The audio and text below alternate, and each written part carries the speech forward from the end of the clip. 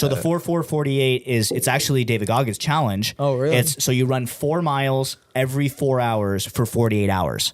4 miles every 4 hours for 48 hours. Damn. So you can start it at any time. I started mine at noon. Mm-hmm. So you run at noon, then you run at 4, then you run at 8, then you run at midnight, then you run at 4 a.m., then you run at 8 a.m., then you run at noon, then you run at 4, then you run at 8, then you run at midnight, and then you run at 4 a.m., 8 a.m., and then your final run is at noon, 48 hours later. That's insane. Yeah. So my goal was to do that and run every mile under an hour.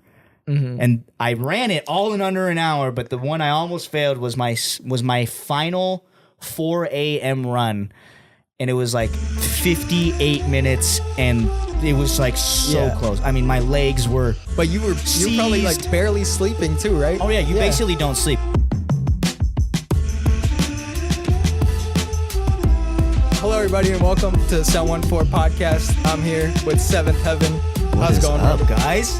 Woo, good to be back, dude. We're staring at this bottle of scotch here. Yeah, I know. Like, pulled this out of his backpack, and I'm just like, okay. Glenlivet 12-year single malt Scotch whiskey double oak. Yeah. I knew you had your single, or your remix just come out, so I'm like, we got to celebrate. Come I on. appreciate that. I appreciate that. That's a nice gesture. Have some ice too. That is such a nice gesture. Yeah.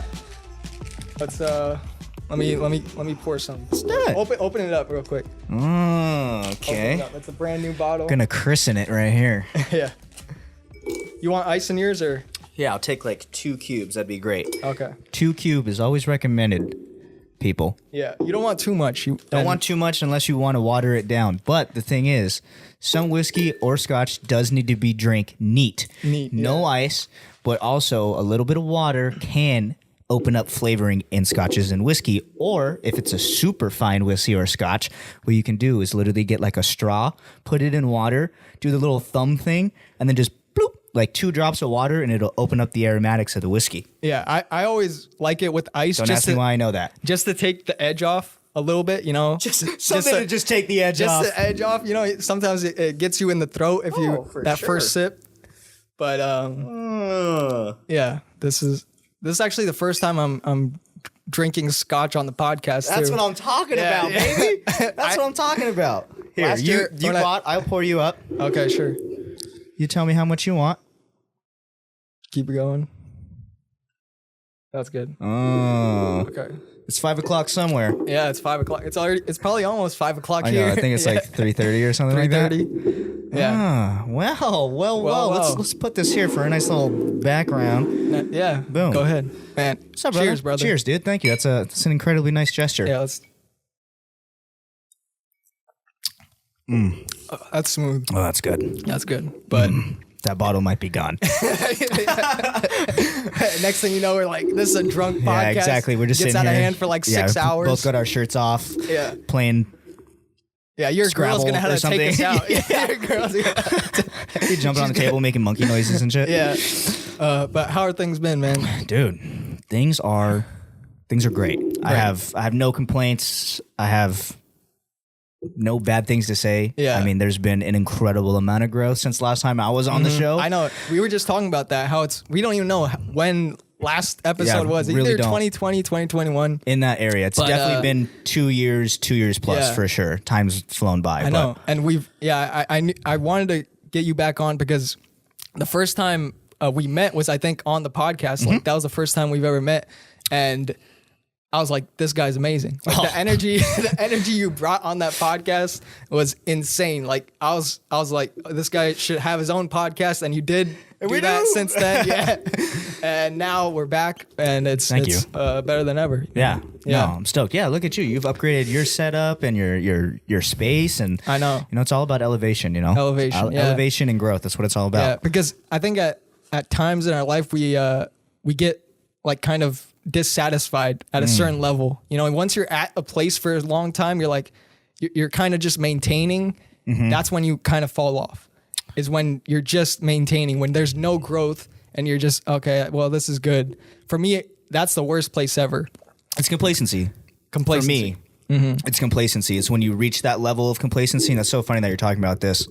I was talking about this with I had a session the other night with two of my good artist homies, and we went and got canes afterwards, and afterwards, we got some deep talk, and very much on this similar topic was one of my boys, Andrew. He was just saying he's at a level where he's happy with where he's at, and he's good with the amount of work that he's doing, but he also feels that he's not doing enough, and he feels that he's in this place where he's dissatisfied and complacent, and doesn't like being there because he was saying that, you wake up and I go to make music, and then I play some games, or I do this, and then I feel like, okay, I've done my time, but I'm not doing more or trying to do more and get out of this place of complacency and of just this staticness that we can get in, and then just trying to push the boundaries and take your mind to that different place of when you don't want to do something, or when you feel like you've done enough to do more. Yeah, because sometimes you're already in a good place, right? And that's when it's hard to change, when you're like, when things are going well, but you could do more. You know that there's untapped potential here. Sure. And I think every time we push ourselves, whether, it's in whatever craft you're in, whatever business you're in, you push yourself, and that's where new ideas come from. That's where growth comes from. And every time I've done that, like every year I make a commitment to be a different person. For sure. I don't want to look back a year from now at any of my still podcasts where I was. and say, yeah, like I haven't gotten better. And that to me is the worst years, or when you look back and you realize I haven't really done shit. Yeah, for sure. And that's a tricky place to be in. But I always live by the small wins add up to the big wins. So having the mindset of understanding and striving to be better than you are every day, and making that a goal every single day to wake up. It's a new opportunity. It's a reset. Yeah. Do more than you did yesterday, but also being aware and understanding that some days you're not going to feel like doing more. That's in this book called Atomic Habits. I don't know if you've heard of it. It's actually like one of the most best-selling books out right now. I think 300,000 reviews on Amazon and shit. Oh, geez. Yeah, it's crazy. But I was reading it, and my brother recommended it to me. He read he listened to the audiobook, and he said it's a really good book.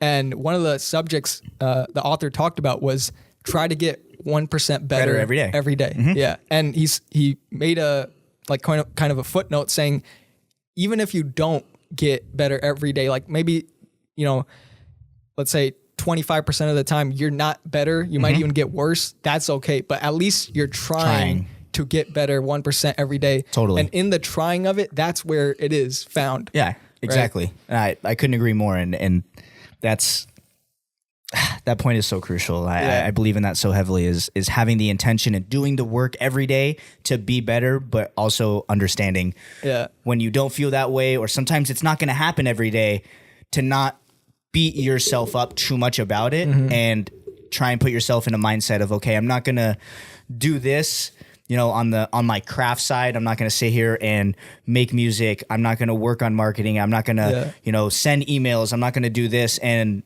try and just accept the fact and enjoy. Yeah. Just be a regular human, for a couple of days, and maybe go get some dinner, go on a date, Exactly. Just try and live a more human experience and not just trying to be this machine all the time, and just understand that that's part of it, and not feel like, oh, you have to do I'm this. a piece of shit. I'm not doing enough. You know that, and that's very much where I was a while ago, and I still get like that, just because that's just the type of human that I am. But because we all have like ambition, right? To go out and do something, to make something with our lives, and you learn in the process of trying to get there that it's not exponential. It's never happens just like on an exponential graph of, okay, we started here, and then every day I'm going to get better. Totally. There are going to be times where you don't want to do shit. And I learned that those days that you don't want to do anything, don't do anything. Enjoy it. Enjoy it. Enjoy the nothing. Exactly. Enjoy the nothing, because drink some scotch. Yeah, exactly. Drink some scotch, go on a walk, because the days where you're not doing anything and you're actually just resetting and setting back and taking yourself away from that aspect of your work and just being, I have found is so beneficial to then when you come back to your craft. When you come back, that's the best part. That's the best part. It's a new perspective completely. Correct. Yeah. To be able to disassociate and then reassociate, that break and that gap of between the deassociation and the reassociation it's a very healing and just enlightening. Yeah, it's an enlightening and it's very gratifying, and it just allows you to reset and understand that period of time is a gift. Yeah, I think COVID did that for a lot of people.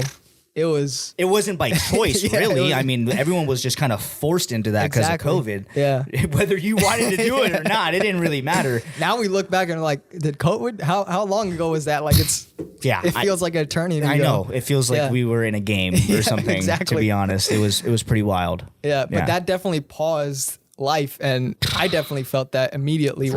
Like you were doing the same things every day, every week, every month. And now here comes this thing where now it's completely changed. And now you're at your house.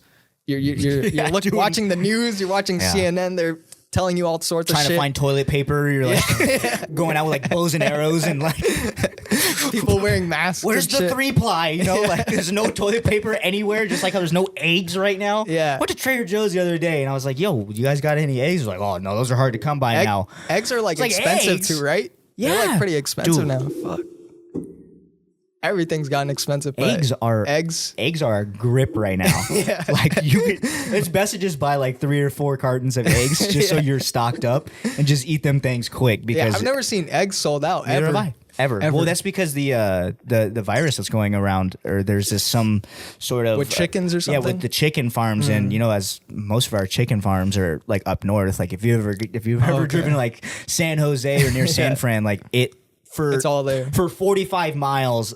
Plus, it smells like absolute doo-doo because it's where all the cows, all the produce and everything, like where all the farms are. And apparently there's like some sort of swine virus or something that's going through there. So that's why like egg supply is like really low right now. Yeah, it's crazy. I mean, when you look at it from, I was talking with my parents the other day about the supply chain of like bananas and all the things that we have in our grocery stores. We don't kind of understand it as consumers. Like when we look at, there's a banana in the grocery store. It's nice and ripe. But that banana came from fucking Guatemala. That's what I'm saying. On a boat. Went to another warehouse. Went on a truck.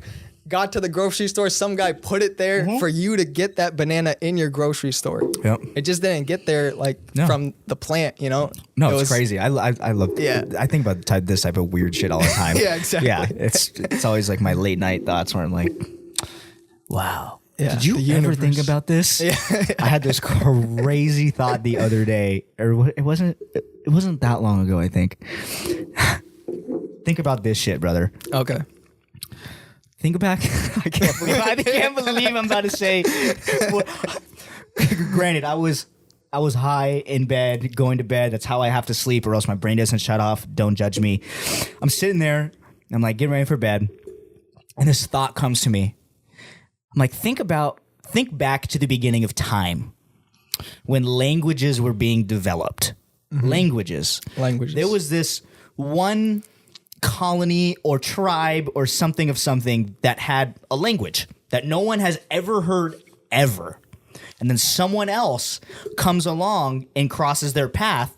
And, this is how, civilization gets to be. Yeah. They cross these people's path, but the people here speak a different language that they've never heard and these people have never heard. How do they then decipher that, this in our language means this in your language, but we've never heard your languages. Exactly. And then, dude, that's insane. The whole thought of that blew my mind. I'm like, how do you even don't have decipher Google Translate? that? You don't have nothing. Yeah.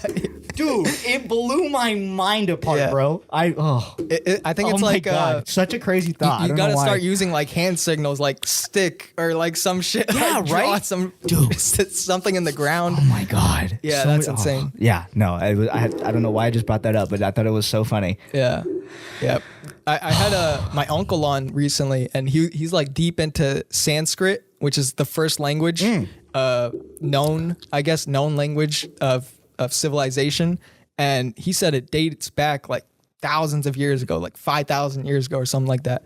And I was like, damn, and that's a written language. It has an alphabet and everything too, which is insane to think that all those years ago, people had some type of understanding, communication for a language. They knew that how powerful it is, because imagine like if you didn't know any languages, it would be so hard to convey an idea to someone. It would be like almost impossible. Yeah.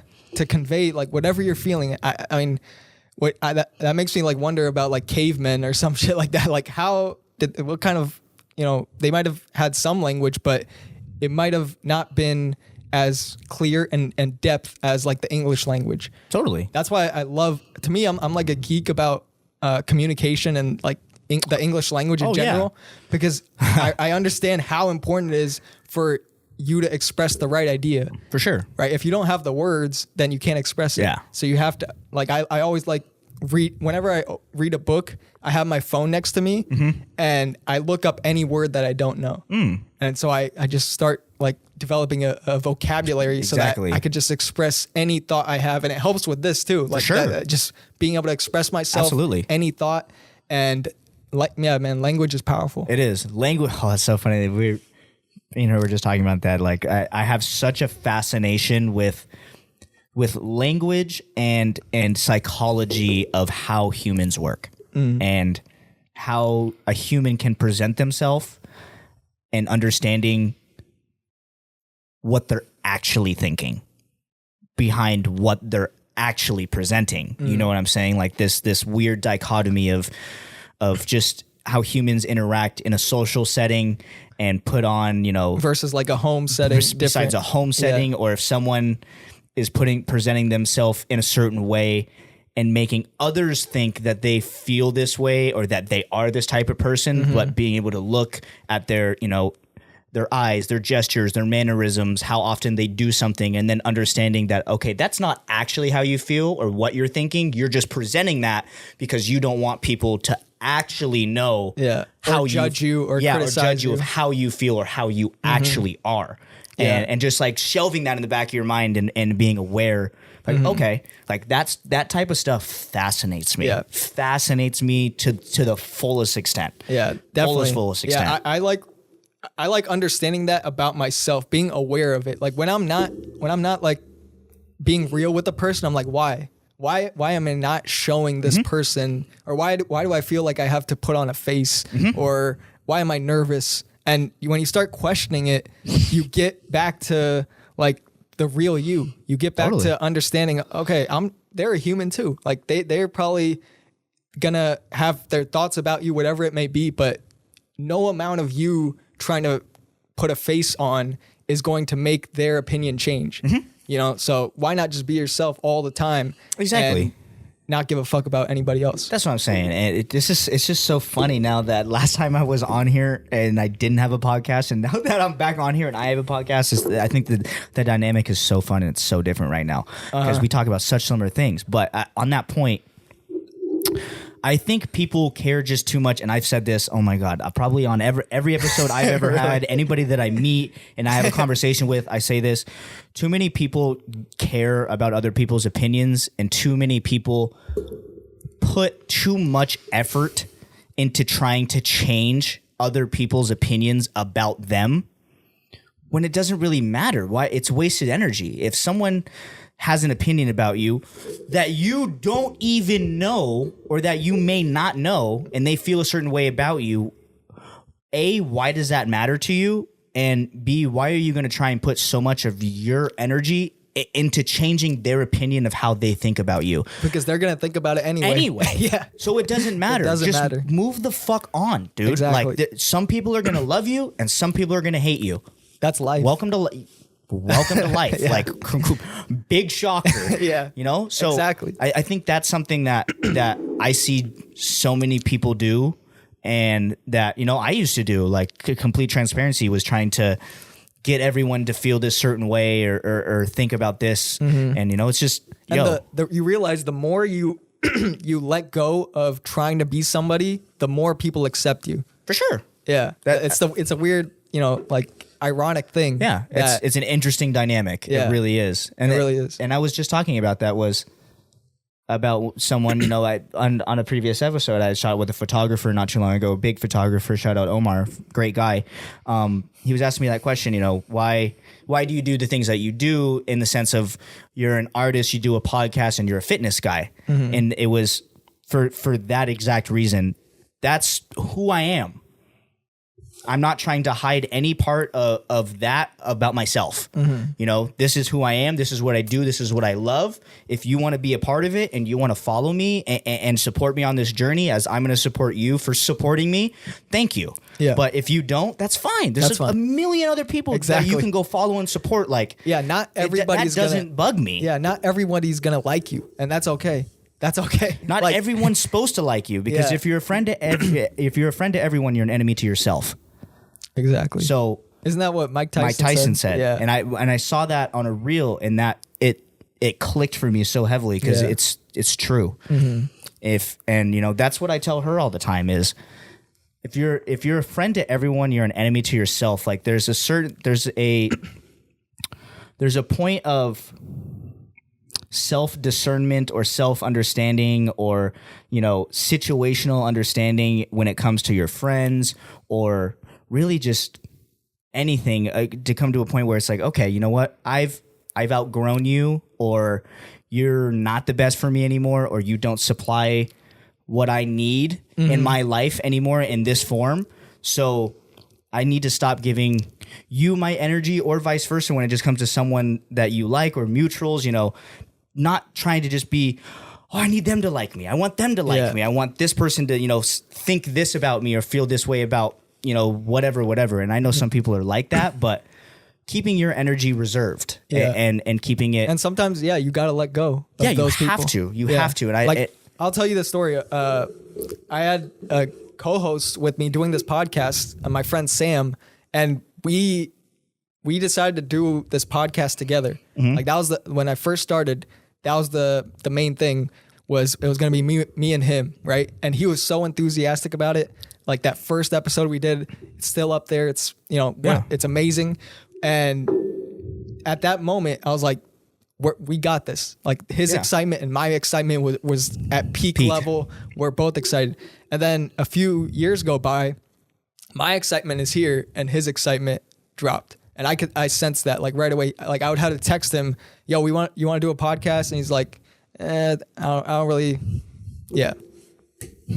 Exactly. Here's the door. Yeah. Respectfully, here's the door. Exactly. Yeah. Because when you grow and the other person is, where they're at, and there's nothing wrong with their opinion, right? Their own direction in life. They're gonna go their own path. And you can't control that. That's you. You gotta. Oh my God! You gotta be aware of your own self. And I told him straight up, I'm like, do you really want to do this? And we both like, all right, nah. And so I went out my own way, and we're still like, I'm still cool with them. Yeah. But you're just at different places. Yeah, different places. Dude, that is so. Yeah, that's how it happened. Yeah, you're gonna have to come on the podcast. Okay. I literally, I talked about this. This wasn't actually even on an episode, but I talked about this personally, and it was something that I thought of. Actually, was a gym thought one day. And it's exactly what you're talking about. And what I said to everybody was, I wanted to talk about the differences or the difference in personal development and personal growth in two people. Yeah. And I gave the example was, say you're a guy or a girl, vice versa, doesn't matter, and you like this guy or you like this girl or whoever, and you have this feeling about them that you think you feel or that you want to feel.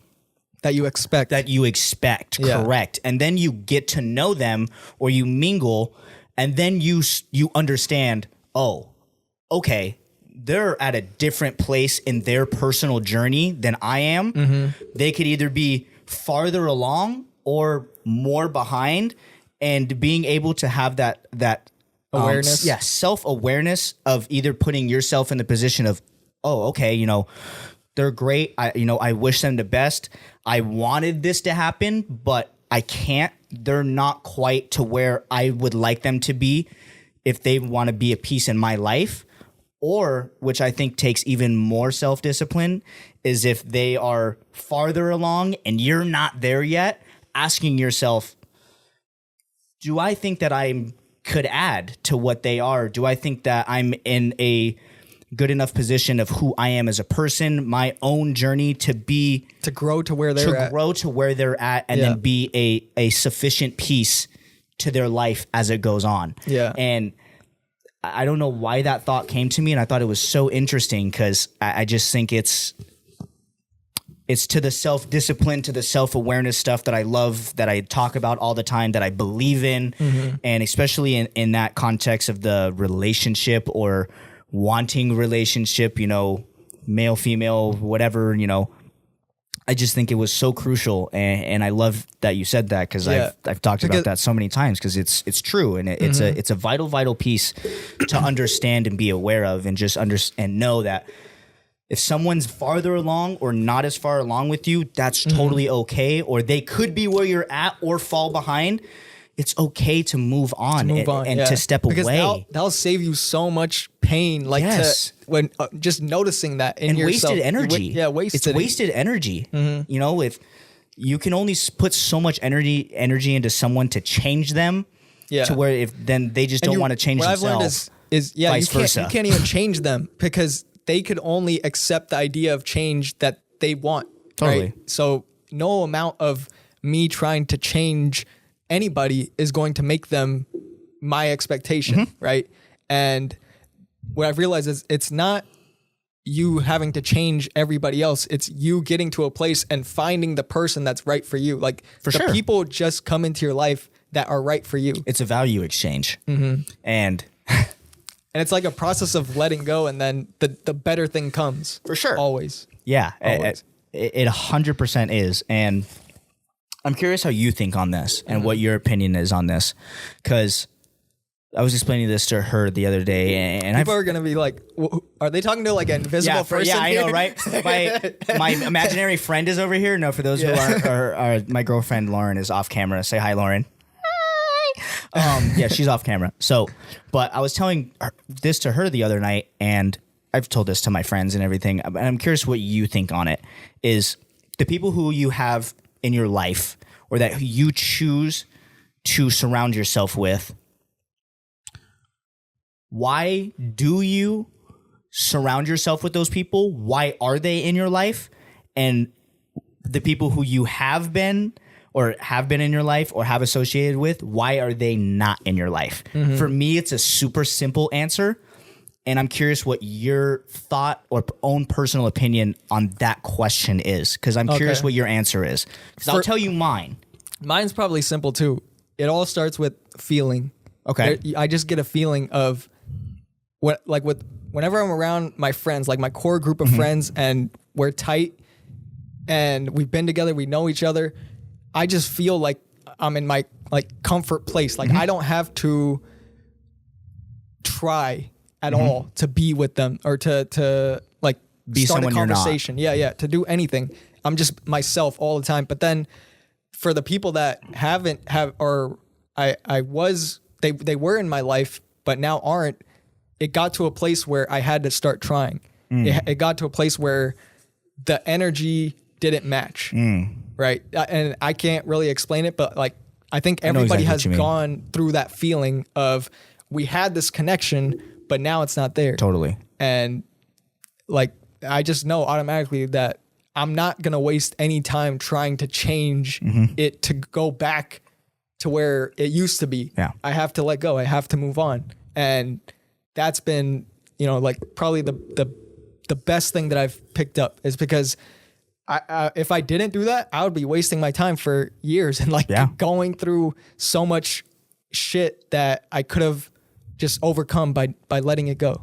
And over time, I've done that with a lot of people. Anybody that doesn't bring value like to my life, at all. Is that your answer? You said it, brother. Value right there. Yeah. Yeah. Exactly. That's exactly. So glad that you said that, because that is my one word, simple I do not have to make it complicated for anybody. What is the difference of anything? You could ask me that same question. I would have said value. Value. That's it. And the people who are in my life, in my immediate life, who I choose to give my energy to, who I'm around on a constant basis, or who I interact with, just they don't have to live with me or be there, but anybody who's in my life, my direct life, is because they provide value to me and I provide value to them. This is not monetary value. Exactly. I don't give them money. They don't give me money or whatever. It's the value of emotional. It's the value of feeling. It's the value of you give me something that I need and that adds to my happiness, that if you weren't here, I would be lacking that. Yeah. And that it's is mutual. It's mutual. It's a value exchange. It's a value exchange. It's a value exchange. And I feel like some people get butthurt or think it's harsh when I'm like, if someone comes into my life, or I'm talking to somebody, or we have a connection or whatever or anything, they're not going to be in my life if they don't provide value to me, because then I can't provide value to them. Exactly. And to that point, if I don't need to add pieces to the puzzle here that don't benefit me, and that may sound harsh or like a dick, selfish, yes, but that is what it is. Yeah. I value my life, who I have around, what I've built, what I am building, and if someone can't come in and add that another missing piece or value to me as a human being to give me something that I'm like, oh, okay. I didn't even realize I needed this. You can help me. I can help you, again, on a totally different, not monetary level. Yeah. Relationship. Yeah. Spiritual, mental, comfort. Because we all need people in our lives, right? And I think Les Brown said OQP, only quality people. Only quality That's people. It. Quality over quantity on the people part. Yeah. I believe in heavily. You are who you hang out with. You are who you surround yourself with. You are what you consume. So if you're just lackadaisical and just letting all these people in and doing all this shit and whatever, Yeah. Are you aware of what's going on in your mind, in what you're then projecting to other people, to your craft? Yeah, because it's impacting you directly. Like, even though it might seem like, oh, I just have my friends, I've been with them since kindergarten. It doesn't matter. It does not matter. It is directly affecting your production and your quality of output into your personal life. Yeah. You have to manage how that works and who is adding and feeding, watering that seed of you. Yeah. That's why I don't hang out with like any of my friends from, or not any, but like most of my friends from like middle school or high school. I don't hang out with them anymore because we've just grown apart so much. Yeah. That's it. Yeah. You don't provide the value that you did to me in high school. Exactly. Nor do I to you. So yeah. I'll always, wish you luck and wish you the best. And I hope you're happy and healthy and successful. And the saying that I say is, I still want you to eat. It's just not at my table. Exactly. That's a good way to put it. Like, I still want to see you get your bag. I still want to see you do what you want to do and chase your dreams, whatever your dreams may be. It's just not going to be with me. Yeah. Yeah. That's how it is. That's and it. That awareness in and of itself will bring you so much more happiness in your life. Peace of mind. Peace of mind. Like, you don't have to worry about you don't have to like force energy towards people at all. Nothing. Like, all my friends now, like my close-knit friends, like, we don't even hang out as much as I want to, but every time we do hang out, it's just like you pick up right where you left off. Yeah, exactly. Like no time has passed. No time has passed. Like, we could have a conversation for 3 hours. Because that's OQP. It's only quality people. Only quality people. That's it.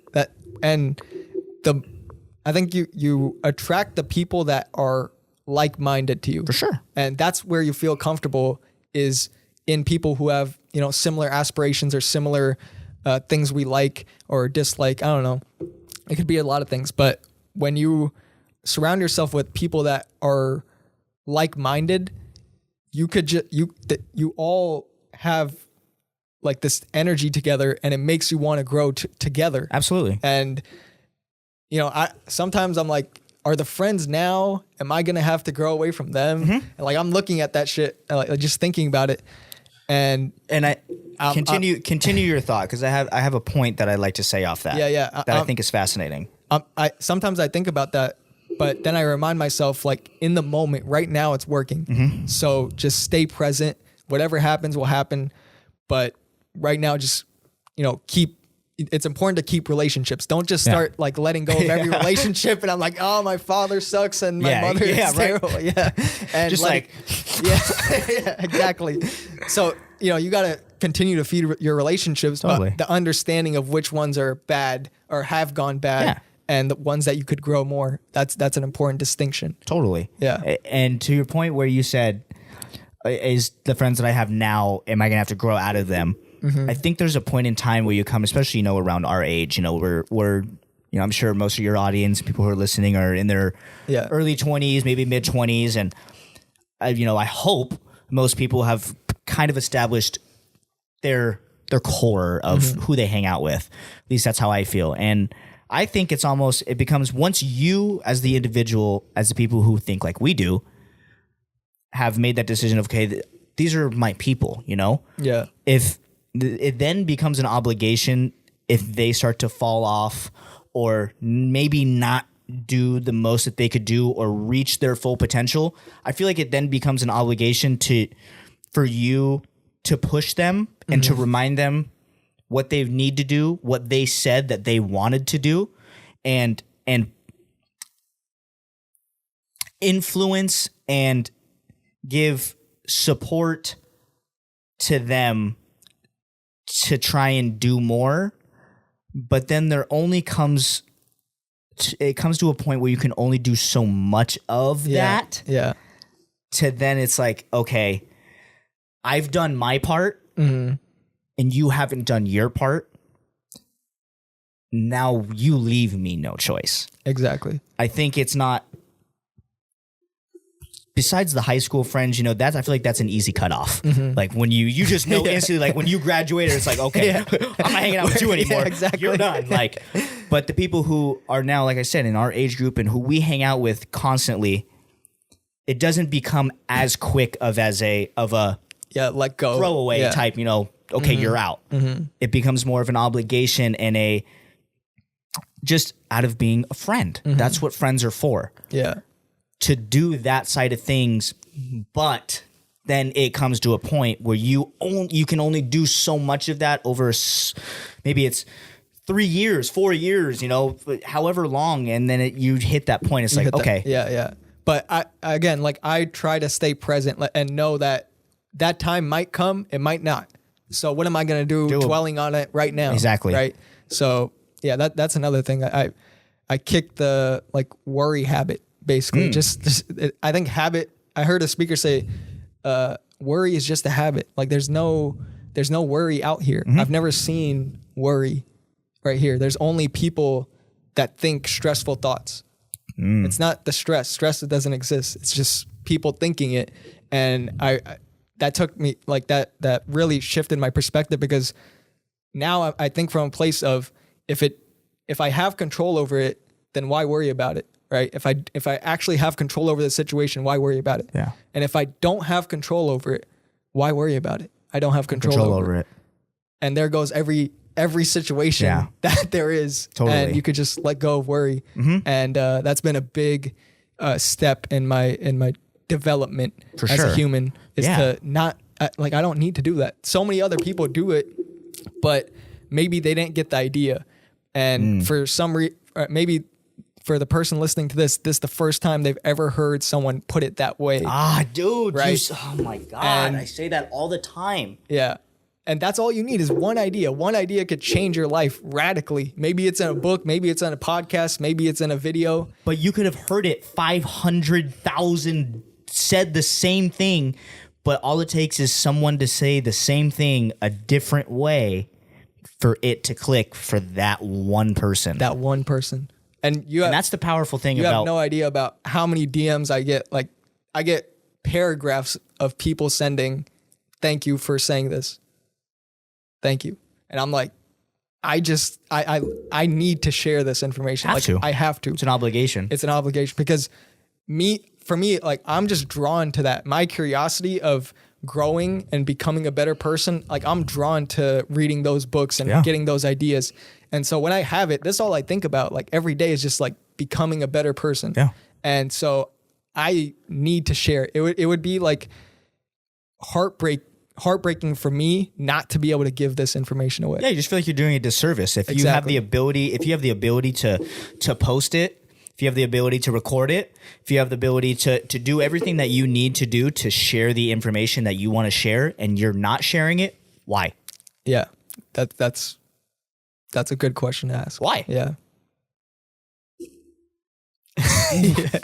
Give me a reason. Yeah, there isn't. Yeah. And that's what I just tell people in general, whether it's whatever they want to do. Yeah. And it sounds so cliche. And you don't even have to have a podcast to do it. Like just talk to your friends about it. Like in your inner circle, talk about ideas. Yes. I hate talking about just events. Like you listen to any of my podcasts, we don't just talk about, oh, did you see the Rams game this weekend? Like I don't talk about that shit. Not because I don't enjoy football or I don't enjoy sports, but to me, these certain ideas, you could listen to this podcast 1,000 years from now and it's still relevant because the ideas live on forever. Forever. The event could happen and sure, it could be talked about, but ideas, that's what really impacts people is the philosophy. Events happen and they happen once in that time period, but I feel like thoughts and ideas are able to be implemented in real life. And I feel like that's the difference. And it can make a direct impact. Or this or that or whatever. If you're covering a current event or something, that happens at that point. COVID, how we were just talking about. COVID happened. It was the biggest thing. And now we're like, when did COVID happen? Exactly. Whatever, blah, blah, blah. But someone says something, an idea or a thought, and it changes your perspective or anything. And it's able to be implemented into your real life. And then it changes the way that you live or that you think. And then you share that to another person. And then it's a domino effect. In the implementation of it in the real life, reality of ideas and thoughts are, I just think, so powerful. Powerful, man. Powerful. I think it's the reason why people read meditations by Marcus Aurelius. Like I love Marcus Aurelius. All these philosophers from thousands of years ago. I don't think they would have thought that their teaching would go on for this long. Yeah. Thousands of years from when they did it. Yeah. And so to look at the ideas of that all these people had, that there have been hundreds of successful people and they've all written books on how they did it, the philosophies they had, and people don't read those books.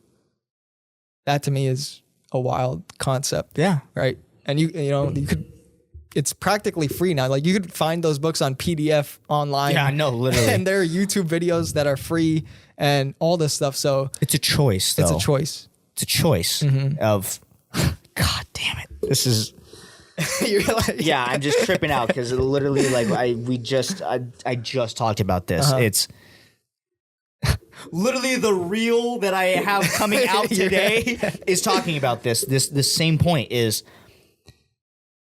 what you consume and how you consume it is a choice.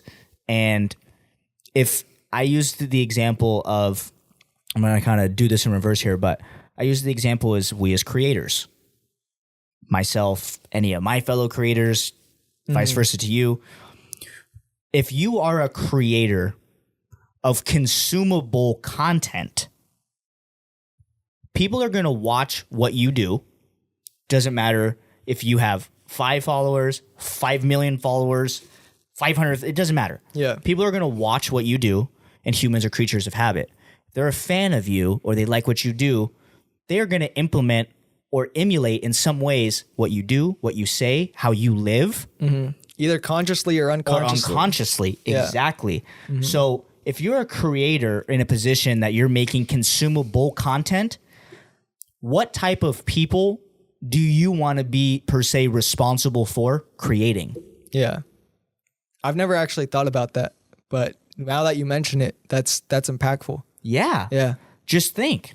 Yeah. Like, someone could watch a podcast, just how we were thinking, just how we were saying, thoughts and ideas. They're implementable. They live on forever. Someone could hear that, and then you've now created a new thought or a perspective shift in somebody. Yeah. Someone who makes gym content could post something, one thing, or about anything, and it inspires one person to change their life, and now you've created a new person, basically. I mean, that or happened. you could put out bullshit, Yeah. and supporting this or that and negative stuff, and then now you're creating people that are like in that. line with that. Yeah. Yes. Yeah. It's so powerful, and I want people to realize that.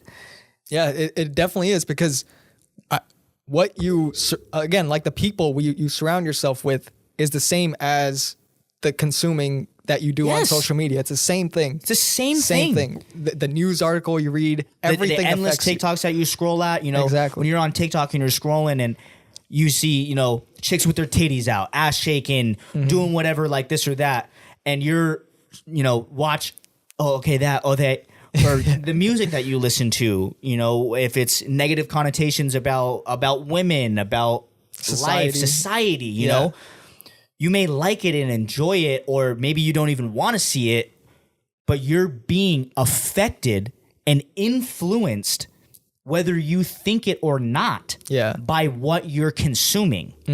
That's why it's our own responsibility to choose for ourselves. Correct. Like, what you consume. Nobody's gonna go onto your phone and say, okay, this is exactly what you had to watch. You have to do that. You have to understand, is this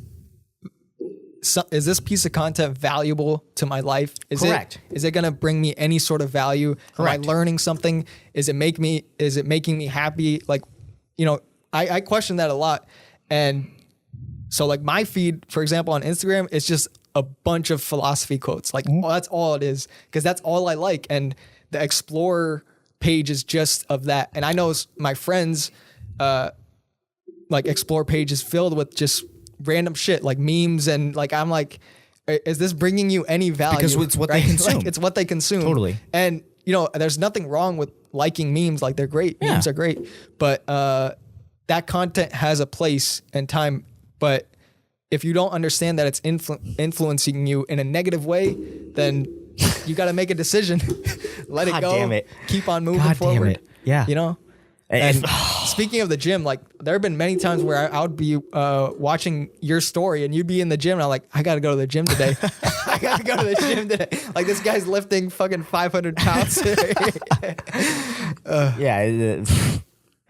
We'll get to the gym shit, but and that's just to touch up on the consumable part. There's nothing wrong. I think I consume rap music. I sometimes, videos pop up and you're like, oh, what the fuck? And you shouldn't be scrolling on that. Same. Exactly. That's human nature. Come on. Like, I hate that point of, like, dude, if a guy's on his For You page or his Instagram or something and a video pops up of a chick with big titties, you're going to look at the titties. That's human nature. Same vice versa with a girl. If a girl is on her page or whatever and a dude pops up with a hot body or whatever, you're going to be like, oh, okay. And then maybe then scroll. It's human nature. That is what it is. But at least be aware of what you're being shown, why you're being shown that. And I think that's a reason why a lot of people are, like, deleting social media, is because they're realizing, I'm just wasting my time here. Like, none of this is valuable to me. And I think as creators, our space is on social media, so we have to use it. It's the way right? it's the way it is. Yeah, it's the world we live in. That's it. But there are some people that have, they have no desire, self-discipline, though, I think. No desire to be on social media now because of the things that we're talking about, the influence that it has on people. So they're just completely getting rid of it. Like, my brother, he deletes Instagram like once a month, just for like a few weeks, just to not get on it, I think it's good for some people. For sure. It's definitely good. To step away for a bit is definitely good if you want to delete it forever and that's what you want to do, or not go on it. That's more power to you, you know? Unfortunately, people in my position, your position, and positions alike, that's not really viable if you want to continue to grow and have reach and try and replace the bad stuff with good stuff, you know, Exactly. and give people, how we said, to not do a disservice by sharing The negative our stuff, thoughts yeah. and, you know, our ideas and putting this information out to the world, like how we talked about, you know, a little bit ago. Yeah. So, yeah, that's how I feel about on that topic for sure. Yeah, it's important for people to understand, and I'm glad you brought it up because it makes me think. Like, I'm glad I'm putting out what I want people to become, these ideas that I like sharing, that I like to think about, that impact me in a positive way.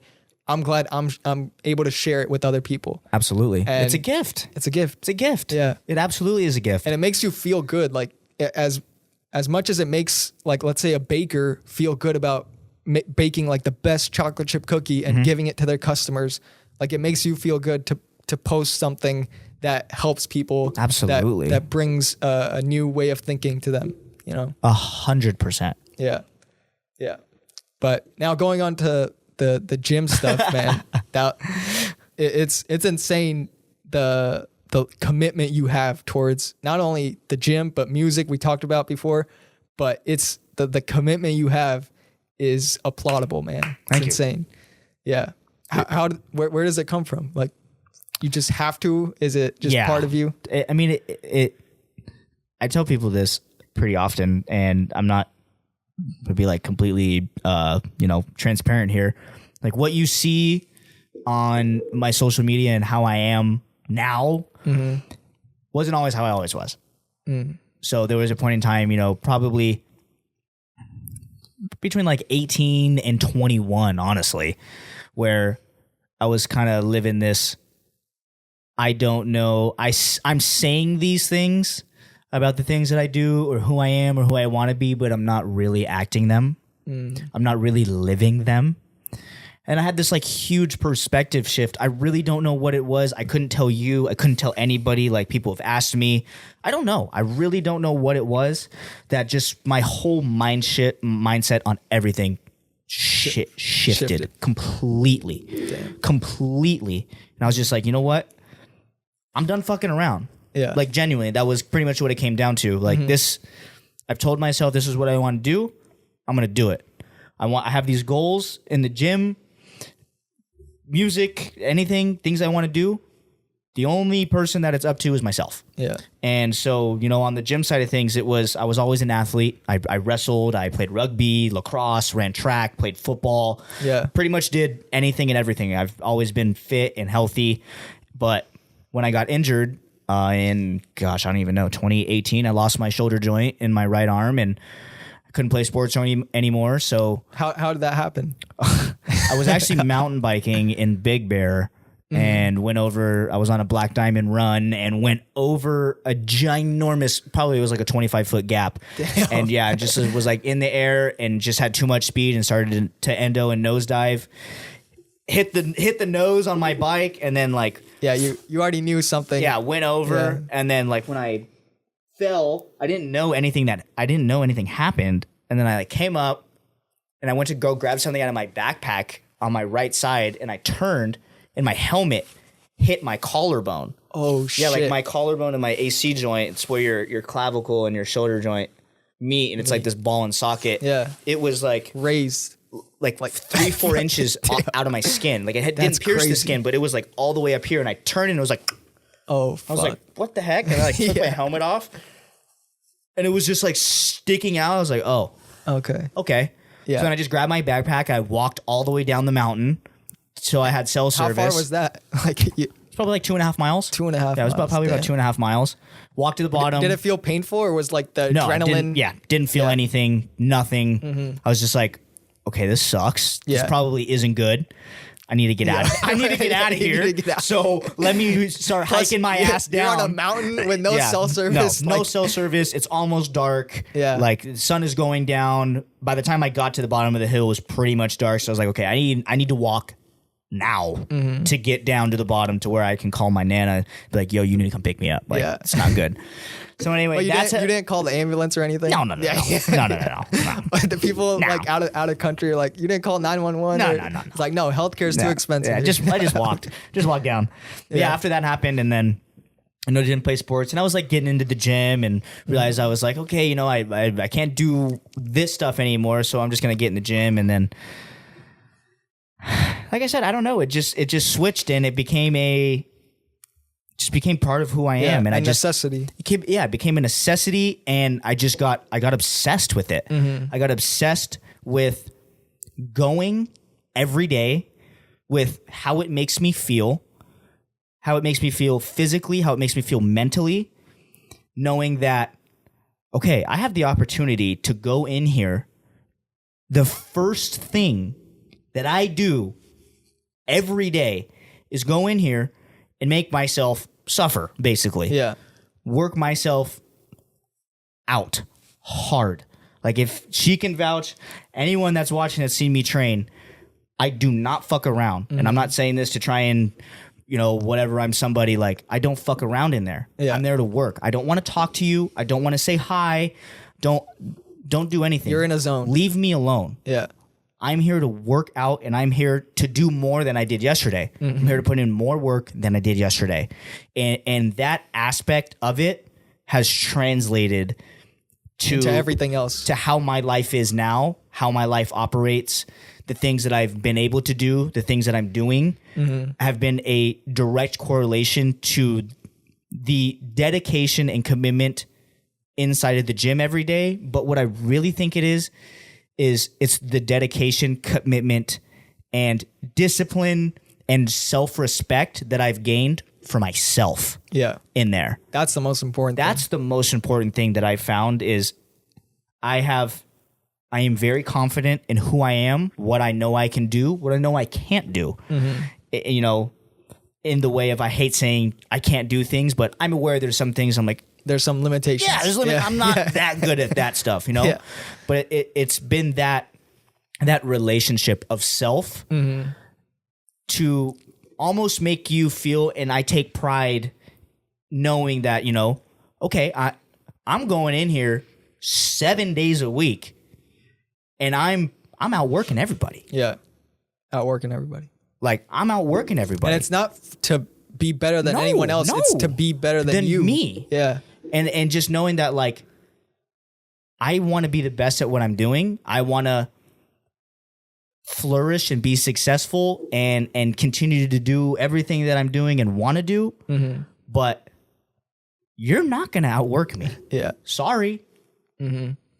Yeah, that's important. And I like what you said about how it translates into everything else you do. Oh my gosh. Everything else. I think it's hand in hand. There's a speaker by the name of Jim Rohn who said every discipline affects the rest. 100%. And both ways. So if you start saying, like, start eating terrible, like you eat a Hershey bar a day, you're probably gonna not walk around the block. If you don't walk around the block, you might not go to the gym. If you don't go to the gym, you might not want to go start a new business. You know, that each discipline affects the rest. Exactly. And it could be the opposite. You start eating an apple a day, you might not want to walk around the block. You start going to the gym, you meet this person tells you to go over here, you start something new. You know, it's a domino effect. It's a domino effect. Either way. Either way. It's a domino effect either way. So why not make the domino effect in the most positive way that it possibly can be? You know? Life is momentum. Wherever your momentum is in a negative or positive way, that's where your life's direction starts to go. And you start being aware of these disciplines that you're taking up, right? Like going to the gym, you might not feel like it's, in the beginning, it might be scary. In the beginning, you might be fearful. You might have all sorts of doubts and stuff, but you start doing it, you start feeling better about yourself. Totally. You start having more mental clarity. All that affects everything else. Like I always recommend the gym to anybody out there because it's helped in my life. I know it's helped in your life tremendously. What you see and how you see it, and if you come to my house, the way that I live, the way that it looks, the way that it's spotless all the time, the everything of how I live my life is a direct correspondent to the discipline that I learned in the gym, because it's like some David Goggins shit. It is. You know, I'm not a SEAL. I'm not doing, you know, some of the things that he does, but there's a lot of similar elements to people like that I do and that I want to do more of. You know, I want to do another 4:48 this year. I want to do another 24-hour race this year. I did both of those last year. What is that? So the 4:48 it's actually David Goggins' challenge. Oh, really? So you run 4 miles every 4 hours for 48 hours. 4 miles every 4 hours for 48 hours. Damn. So you can start it at any time. I started mine at noon. So you run at noon, then you run at 4, then you run at 8, then you run at midnight, then you run at 4 a.m., then you run at 8 a.m., then you run at noon, then you run at 4, then you run at 8, then you run at midnight, and then you run at 4 a.m., 8 a.m., and then your final run is at noon, 48 hours later. That's insane. Yeah. So my goal was to do that and run every mile under an hour. And I ran it all in under an hour, but the one I almost failed was my final 4 a.m. run, and it was like 58 minutes, and it was like so close. I mean, my legs were. But you were probably like barely sleeping too, right? Oh yeah, you basically don't sleep, because if you sleep, then your body cools down, all your lactic acid builds up, and you just get unbelievably stiff and cold. Like I had a regimen. I was like, okay, I'm gonna sleep for an hour. And as soon as I get back. Was this on the treadmill or was this? No, I ran this all in Cowan Heights and Lemon Heights. So Peters Canyon, so some hills. Yeah.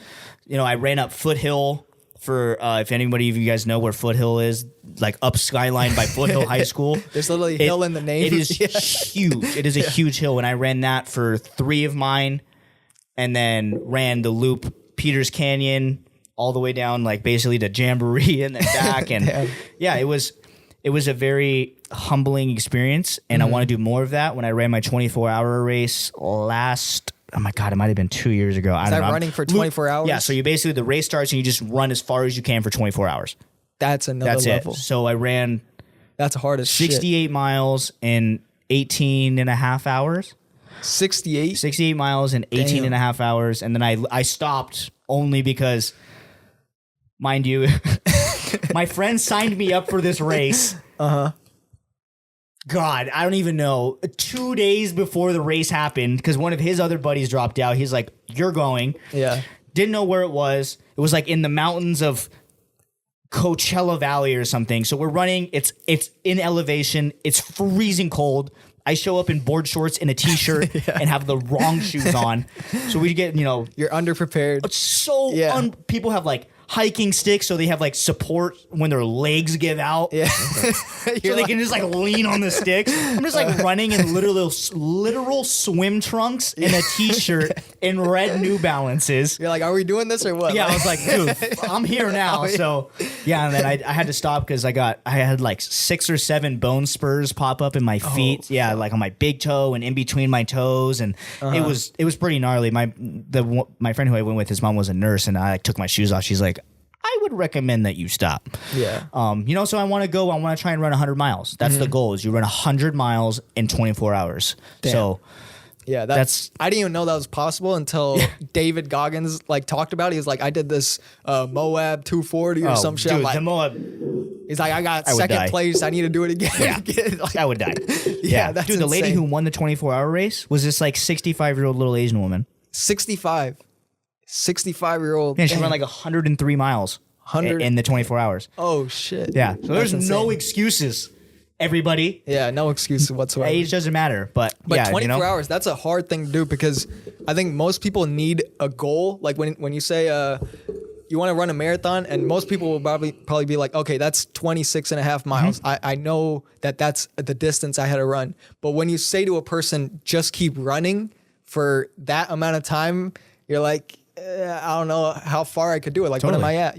Like you're questioning yourself, you're doubting yourself, and that plays a big part in your mental strength to overcome it. Absolutely, because there's no one that's there that tells you can't stop at mile 2. Yeah. You can stop whenever you want to stop. It's literally for fun. I mean, yeah, you get a medal like if you place top 3 or whatever, but You had to do it for yourself. yeah, it's completely for yourself. Like they would give us fireball shots when we crossed the finish line, like on the 2, because it was basically a giant 2-mile loop. So it was just this 2-mile loop. Some was sand, some was asphalt, some was gravel. You were running through the woods at some point. Like it was just this giant 2-mile loop. And then like if you would cross the loop, they'd have like fireball shots with you to keep your body warm, and so it wasn't like some crazy serious race. Yeah, it like was a competition. Yeah, it was a competition, but it was a self-competition, how I looked at it. And I think how everyone really looked at it was no one was really trying to win. It was just, okay, how far can I go? Yeah. How far can I push my body? Exactly. And my mind. Totally. Yeah. Yeah. And I had never even remotely done anything like that. I was a track runner. I was a sprinter. I ran the 100 and the 200. I ran like one... Yeah, just from here to there. of that distance, like, not even anything remotely close. What was... I hate running. Yeah. But I love running. That's how running is, though. You love to hate it. Like, people say running's bad for you. I don't know. I think it's the form, like the technique. People run on their heels a lot. It's heels, and running sucks. Like, running is not fun. Like, it's... Ugh. Nobody wants to run. Yeah, I love it, and I hate it. Yeah. That's just how some things are. Yeah, I think that's the same thing that like David Goggins said. He was talking about like how he looks at his shoes every morning before he runs and like just doesn't want to run. Yeah. Doesn't want to. Every morning he's just like, I don't want to do this shit. Yeah. And he just does it. And someone he literally just asked me that about the gym. They're like, do you want to go every day? I'm like, absolutely not. Yeah. Absolutely not. But it doesn't matter. It's an obligation. It's something. It's a commitment. You told yourself that you're gonna do it. You signed that deal with yourself. Yeah. Told yourself, I'm going to do this every day, no matter what. No matter if I'm sick, if I don't feel like going, I'm going. Yeah. Commitment, it plays a big role in your life because... And it's self-respect. Yeah, if you self-respect. can't hold yourself to a standard or keep a promise to yourself that you're going to do something, what makes you think that you're going to be able to keep a promise to your friends, your girlfriend, your wife, your husband, your anything? Yeah. If you can't even do that to yourself. Yeah, exactly. Yeah, you have to keep commitments that you make to yourself. And I think the part where it gets easier is when you start identifying yourself as that person. Like, I am the person that goes to the gym every day. Becomes your identity. It becomes your identity. I don't entirely disagree with that. Okay. But yeah, whenever I do that, whenever I identify myself as the person that I want to be, then it becomes like nothing. Like, this is who I am. So I am going to do this. And like, I never have to I never had to tell myself. It just comes intrinsically. It takes some time. It's not overnight where you just, like there's a shift that happens over time. You just keep on doing it. And eventually, I think the purpose outweighs the excuse. For sure. The purpose of doing that thing, whatever it may be, you're working on your craft, going to the gym, whatever it is, your purpose for doing it should pull you in that direction far more than any excuse. Yeah. And for sure. You'll have commitment there. Remember why you started is like something that I always like to say. If you're going to start something or you're doing anything new venture like that, whether it's the gym or your craft, remember why you started and what your goal is. Exactly. That should be your motivation because how you said, the purpose should outweigh the excuse. Exactly. Oh, I don't want to. Oh, I don't want to go or I don't want to put in the time right now. Well, which one is it? Which one is it, you know? Yeah, and it's a battle every day. It's like there's another quote that says, stand guard at the door of your mind because there's a war every single day. You got to fight. I love that you just said that. Every day you got to fight. I believe in that so heavily, and I take so much personal pride in that, in what I choose to let into my mind. Yeah, and don't just let anything in there. No. Don't just let anybody or anything. You can't. You have to guard it. Guard it. You have to guard it and protect it and have this net. Yeah, guard it like your life depends on it because it does. Because it's a direct outcome of who you are then going to become. Yeah, exactly. Whether you realize it or not. Again, like how we talked about earlier. But it's It's so crucial. And I think there's just so many people that don't understand that. And like, it frustrates me why they don't understand that. But then you understand that everyone has their own time. Everyone's timing is different. Everyone's journey is different. Everyone's process is different. Like the shit, or the ideas. I don't want to say shit. I was trying to. I know what you mean. Myself. Trust me. When I say shit, I mean like, stuff. Yeah, stuff. Like, I'm like, there's so many ways people could interpret that, but the ideas that, let's say, like my brother knows now and is understanding. Like, he's reading this book by Alan Watts. I don't know if you've heard of him. Love Alan Watts. Alan Watts, yeah. He's like a legend. There's been like a million producers that have used his speeches like, on their tracks. His voice is amazing. Yeah, Alan Watts is a goat. He's an amazing philosopher. And my brother was reading that book, and I watched his stuff like years before, and now I'm like starting to share the thoughts with my brother. Yeah. But I didn't share them when I learned them because I knew that his time would come. Like, I don't want to force it on people of like, hey, you gotta read this book, boy, and you gotta read this book and you gotta watch these videos. I like, his time will come. Oh my God. And now it came, and I'm like, all right, now you know. Okay, now your awareness is there, and I appreciate that. Oh, brother, that is so funny that you say that. Oh my goodness gracious. Yeah, you gotta have patience with people. Oh. And the same thing with my friends, my cousins, all that has happened for some reason, my timing was like, I started understanding positive thinking at like 15 years old. Like, Gary Vee, of course. I started watching his videos at 15, and if I ever meet him, I'm going to say you changed my life, because without his profile on Instagram, I would not be here. I would not be doing this podcast. I would not have a clothing brand. I would not do any of the things I'm doing. But because of that, understanding that, what I'm putting into my mind matters. And this guy is telling me that, and he has a successful business. He's gone through life's challenges, and he's giving out this information for free. Like, he wants you to know, and it's sincere. He doesn't feel like an ingenuine guy. Mm-hmm. And I knew that from the get. And throughout that like year or so, I started picking up these new ideas. You good? Okay. We're good. Okay. I knocked the wire and it like tipped over. I was like, shit. Yeah, it's all good.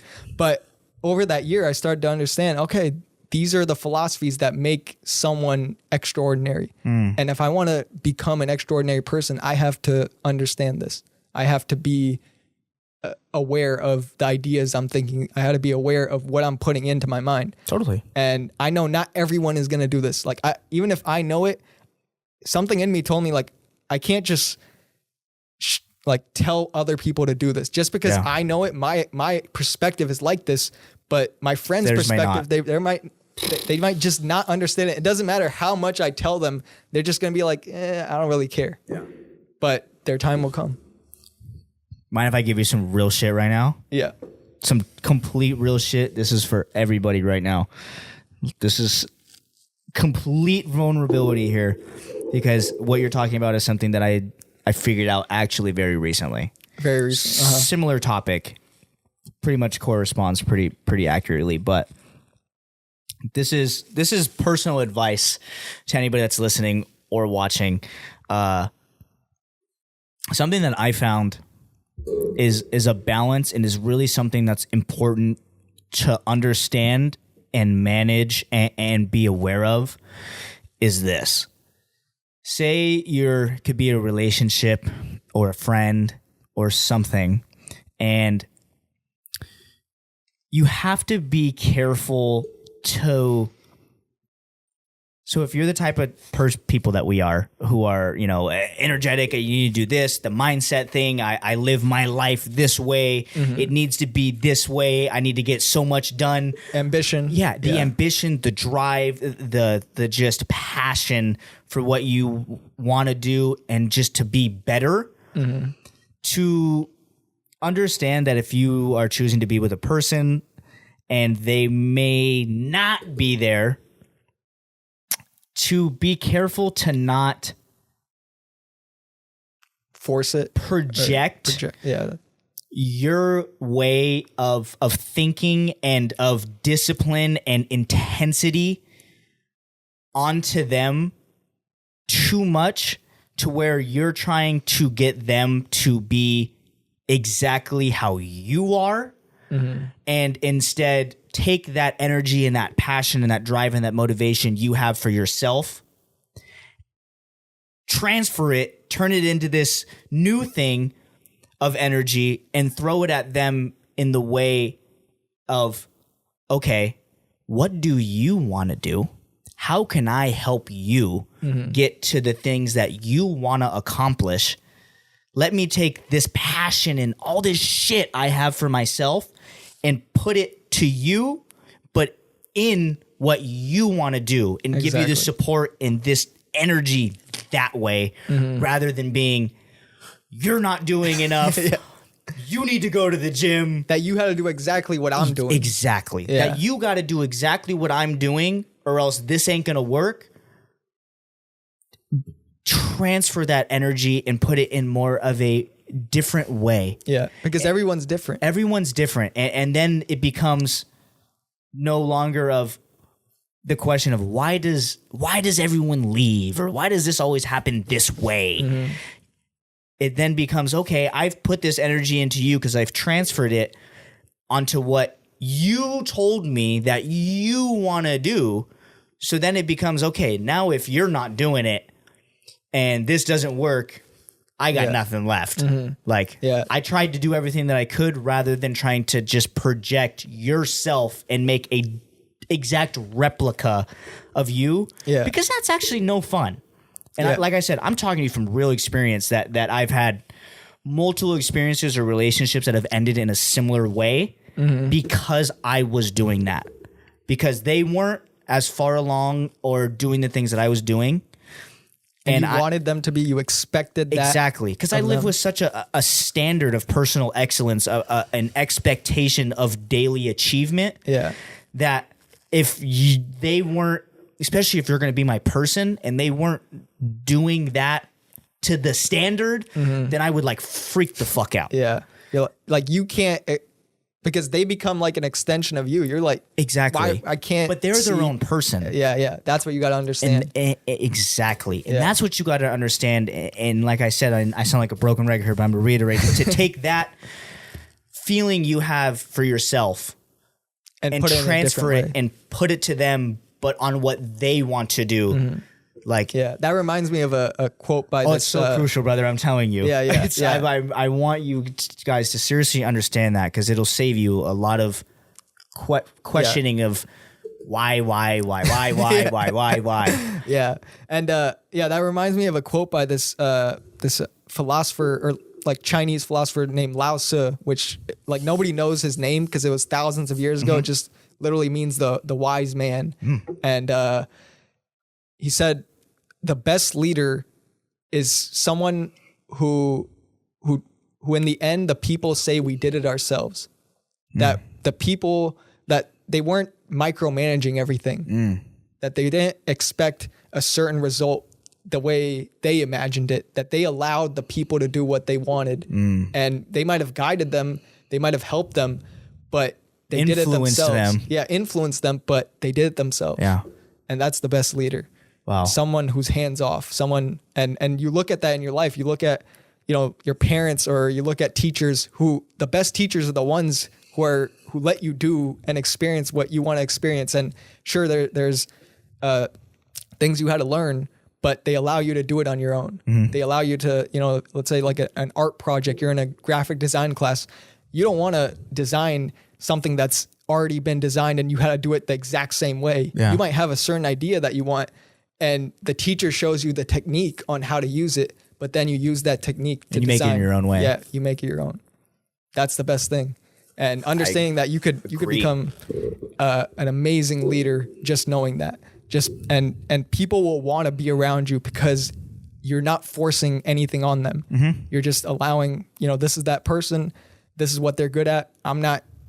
This is the level of commitment they have in their life. It might not meet my expectation, but maybe they'll get there. Maybe it's not their time yet. I thought about this the other day, and it's super short, but it's kind of like something that I've made up per se a saying. I don't know if anyone's ever said it, but I feel like the best leaders are listeners. Listeners, yeah. Ones who could understand that person's point of view. Understand that person's point of view. Understand if you're able to listen, I feel like then you're able to lead. Yeah. Because if you're just leading blindly or based off how you feel, then your followers, per se, may not always want to be led by you. Yeah. But if you're able to stop and listen to what's being said or how someone feels, what they're telling you emotionally, that's so important. it's so crucial, important. dude. Yeah, yeah. Like, and of course, It's so as leaders, crucial. you have vision of what you want, right? We have a vision of who we want to be, how we want to run our business, or whatever it may be, how you want to live your life. But understanding that, especially in business, when you have people you work with, you want to align everybody with that vision. Yeah. But you got to understand that they have their own vision too. Yeah. Not all of, as somebody who's a leader of a business, like a CEO, and you founded that business, you had to understand that not everyone's going to have the same passion and drive that you do. Nor should they. Unless you're paying them the same. Because it's your idea. It's what you made, and nobody's going to be able to have that drive. And the understanding is, yes, you have to have your belief. If you don't believe in yourself, other people won't even believe at all. I've probably said that 500 times in the past 6 months. So, yes. You have to believe, and you got to be the most passionate about it more than anybody else. And that's what will allow other people to believe. But you had to understand those people that believe in this vision, they might have something else that they want to do. Maybe this isn't everything to them, and understanding that they have something else and you could help them with that too. And that'll bring you closer. Totally. You know? Yeah. I definitely think that applies to friendships and relationships for sure. I think if we're talking business wise on that, I think there's a different philosophy. I think it's a similar philosophy, but I think it's edited per se, you know? I mean, like if you have a business and you're a CEO, obviously you shouldn't expect everyone to do the same amount of work that you're doing. Yeah. Unless you're paying them the same that you're getting paid, you know? Yeah. But I think there's a certain level of personal excellence, a standard that you set that is the standard. Yeah. And that if those people aren't running and working and, you know, living by that standard that you've set in your workplace, that's different. Different. Yeah, I think that's different. Then they need to go. Yeah. You know? Yeah, yeah. But I get it. In the relationship and friendship stuff of what you're saying is 100% facts. Absolutely 100% true. Absolutely, yeah. No question at all. Yeah. Let's see how long we've been going, man. That seems I know, right? I'm like, oh my goodness. It's like an hour 22 in. It doesn't even feel like it. Yeah, literally. It's crazy. We're an hour 40? Hour 22. Oh, hour 22. Yeah. Damn. That's crazy. Holy shit. Crazy. We've been just sipping on scotch. I know, right? You got some homework done over there, Lao Win? Yeah. The way you said that. Lao Win. Lao Win. Yeah. It always flies by. Like, are you? It happens all the time. Yeah, yeah. I mean, my episodes are usually 55 minutes to an hour, 15 hour, 20. So like, yeah. But dude, if they were longer, I could talk forever. So that's my thing. Yeah, I could talk That's what I love about this is that whenever I bring people on, like some of them are nervous. I don't know if you've ever dealt with that. Oh, yeah, everybody. Everybody. Everyone after we get done filming, they're like, oh my God, I was so nervous, was I? I was like, why are you nervous? Like, I don't know. There's just the camera and the lights and they're like, oh, I don't know how I get nervous about it. And I'm like, we're going to talk about the first thing and 2 hours are going to go by like this. Literally. And you won't even know. And it happens every time. Every time. Like I just did an episode a few weeks ago and my friend came on and this was like his first podcast or first anything. He wasn't even on camera whatsoever. didn't even speak into a microphone, and we did like 2.5 hours, and I'm like, this is how it is. Like literally. I don't want it to feel like Forced, an interview. rushed. Yeah. Like nothing we talked about was like we had to shift on to something else. No. It was just the natural conversation. That's what happens. It's real. It's real. And that's the only way I like doing it. If you tell me that, okay, today we're going to talk about sports, I'm going to be like, I'm out. Yeah. Like, unless you're doing like a sports podcast or that's why I can't do that. Yeah. Like, no, totally. To I get me, you. I get you. It's so difficult to, and I applaud those who do. Like there are a bunch of sports podcasts out there and political podcasts, and they talk about, different things in their own worlds. But I have so many different ideas. I have so much curiosity about different shit. Yep. We just talked about what was it? We went somewhere. Language. We were talking about language. Yeah, it's just different, just random just shit historical facts. Gym and relationship and exactly. The history of the universe. Yeah, oh God. God. Can't even think about that. Yeah. I think last time we were on here, we were talking about aliens. Yeah. Like, are aliens real, bro? It always gets to that point. I literally remember quote.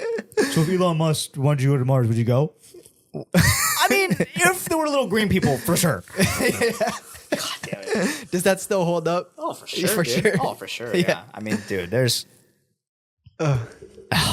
space fascinates. Space and the paranormal fascinate me. Paranormal. Have you had any? For sure. I was telling this her last night because we were watching Ghost Adventures, and she's like, "This shit scares me." I was like, she's like, "Do you believe in it?" I was like, "Yeah, I do. Actually, I do. I do. I do believe in it." And I've had some odd experiences, reaching from when I was a kid to currently. Yeah, currently, Yeah. Your house might be haunted. That's the thing is I don't think it's haunted. Definitely not. But I've had experiences in places, and my old house that I used to live in Corona, I definitely have had the most experiences because when that house I lived in Corona, basically where I grew up, there was two houses. So I'm a huge car guy. My papa's a car. Yeah. I basically was raised in a garage. Yeah. And in Corona, our garage was bigger than our house. Really? Yeah. So that's crazy. The garage was bigger than the house. So, but there was the garage, and then there was a bar section.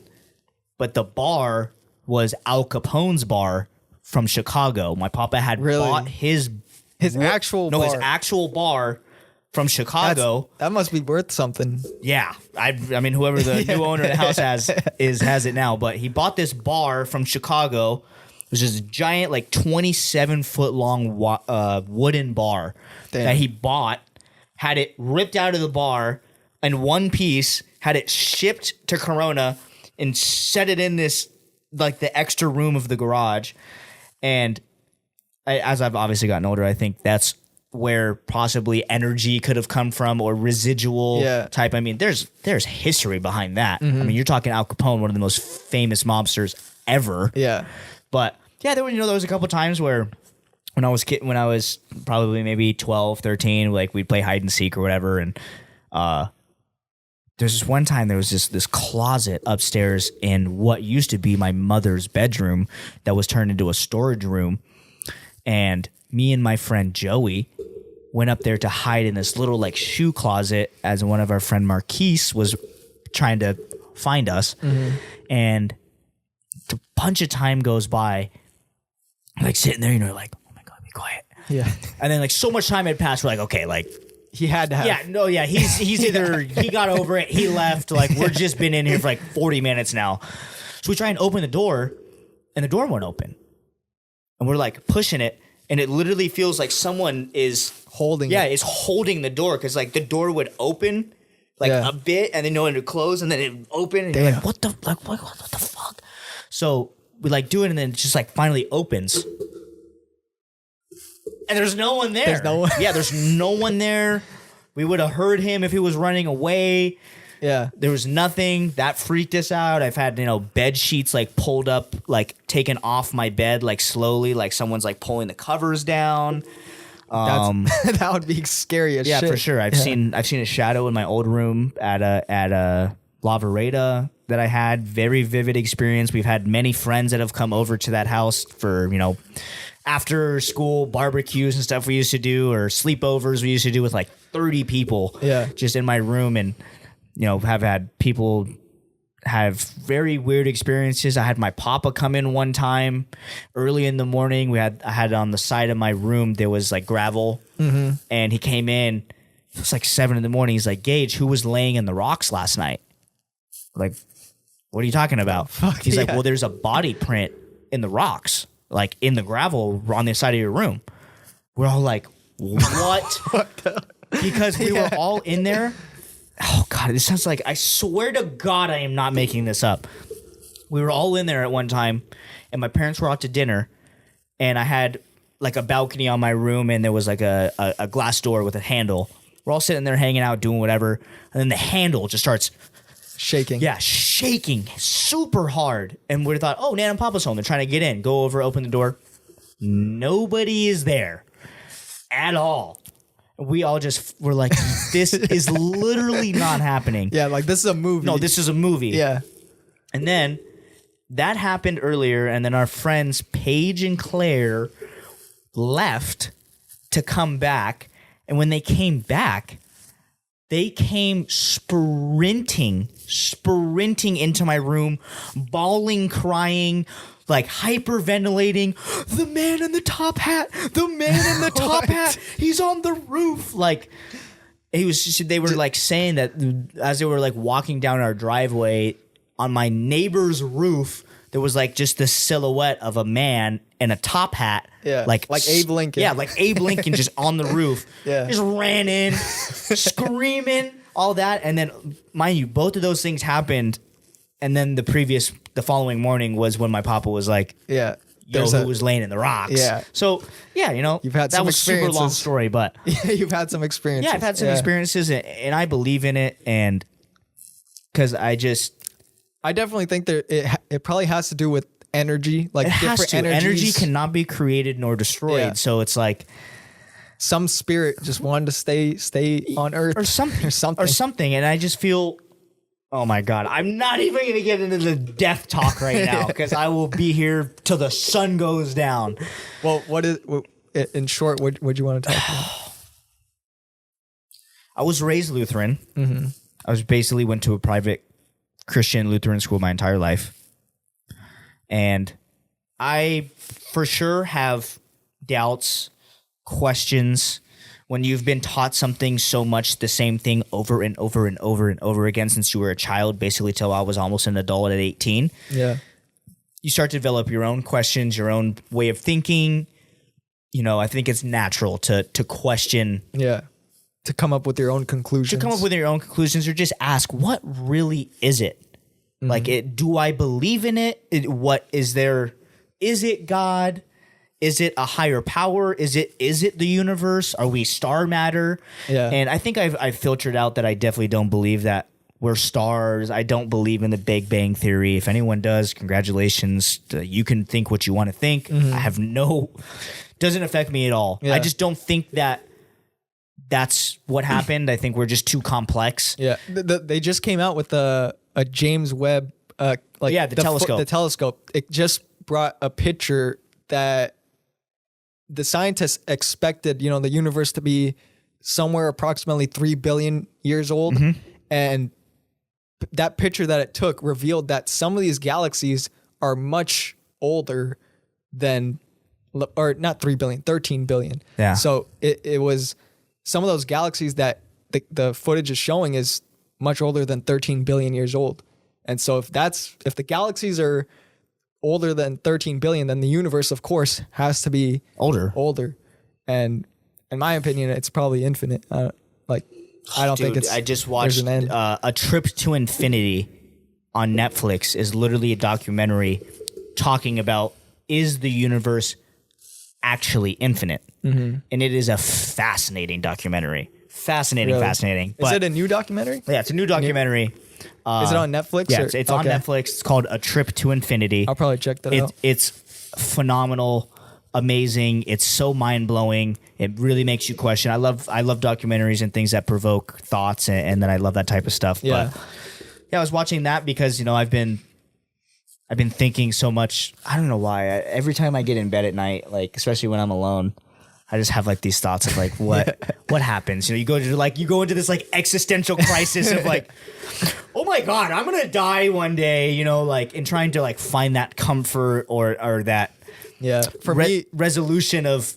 I just had a thought, like overwhelming thought one day that you don't die, like you just go somewhere. Yeah, you just go somewhere. That's what I believe. Yeah, I do. I really.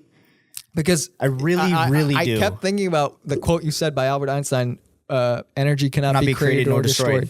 And if literally everything is energy. Everything. This table is made out of atoms. Your computer is made out of atoms. The walls. This is made out of atoms. Everything that appears to be still is not still. Everything is protons, neutrons, and electrons. Anything that we see, it's all just in this form. Oh my God. And reflects light. Dude.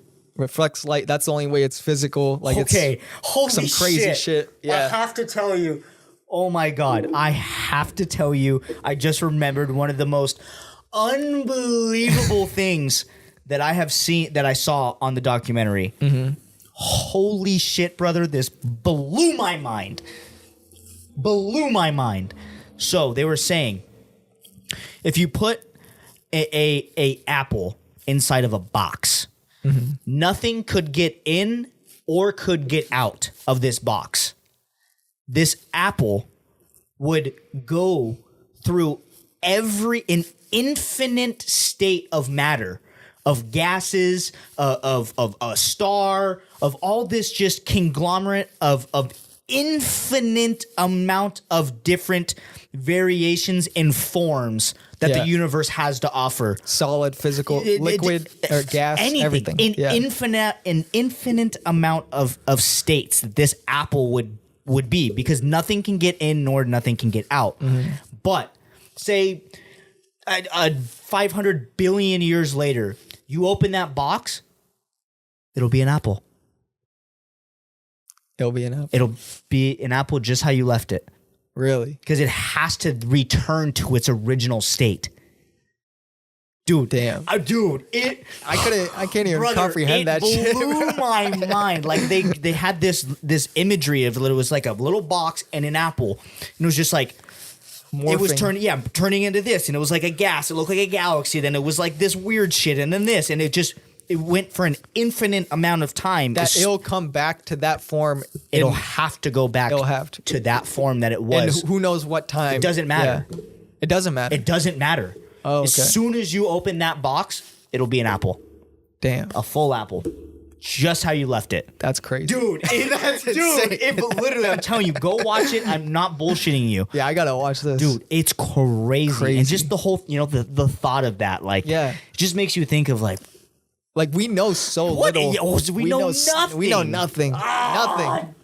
Like what we know, and we think that these textbooks are like the end all be all of all knowledge. No, it's not. It's not even close. Not even it's not even close, dude. Like there's people are learning new things every day, and throwing out what we used to know, what we used to think. Like people.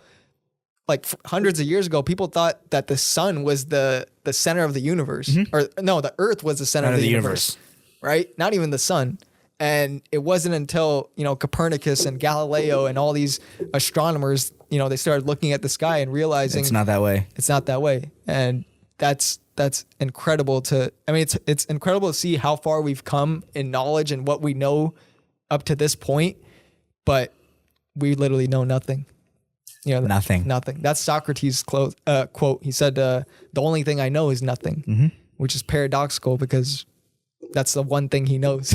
Yeah, right? Yeah. He's nothing. He's nothing, yeah. Oh my God, dude. Yeah, that's crazy to think that this infinite universe, since the beginning of time, people have been thinking about this. They've been looking at the stars. Yeah, people have been trying to figure this out since the conception of everything. Yeah, of consciousness. Yeah. Yeah. Trying to figure out what happens after death is the biggest question ever in the history of mankind. Yeah. People have been trying to figure it out for millennia. Yeah. For me, I've gotten to this place where personally I think like this how I see myself separate from my body. Yes. Right? Like there's this man by the name of Bob Proctor who said, I know Bob Proctor. You know Bob Proctor? Yeah. He was talking about, like in this interview, he was saying, I call this my shirt, right? This is my shirt, something I possess, right? My jeans, my keys, things I own, right? And I call this my hand, my face, my neck, things I own. So it's not you. You aren't your shirt. How could you, and you're calling this my hand. Are you this hand or are you the owner of this hand? And like operating the hand. Hand. Like he was like, what's behind these eyes? Like something is there. Yeah. It's a consciousness. It's a internal being of, yeah, dude. Oh my God. It's something like God. You can't, you cannot put it into words because it's not of this world. Like there's no 3-dimensional factor to it. There's no. Why do I dream? Why do when I have dreams, I can feel, I can touch, I feel sensation. I recognize where I am, who I am, or who's there. But if I'm in this like made up world, like it all feels so real. Feels real, and it like. If you do like psychedelics, you feel a certain ways. Oh my God. Yeah. Like, dude, it literally just, it blows my mind. It really does. It really does. Like it trips me out to even talk about because I get so far down the rabbit hole about it. But have you done psychedelics before? I have. You have? I have. I did. I don't like do psychedelics, but You're not, I've done. Yeah, you've done. I did mushrooms.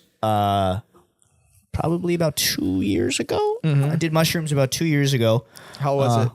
It was honestly one of the best experiences of my life. And I think why is because I had been wanting to do it for a while, but I was in an environment that I was comfortable in. I was with people that I was comfortable with. It was my family, my cousins in Vegas. I did it at their house. And I basically was in my mind. I was like, it just came so suddenly too. My cousin's girlfriend had him by chance, had just picked him up.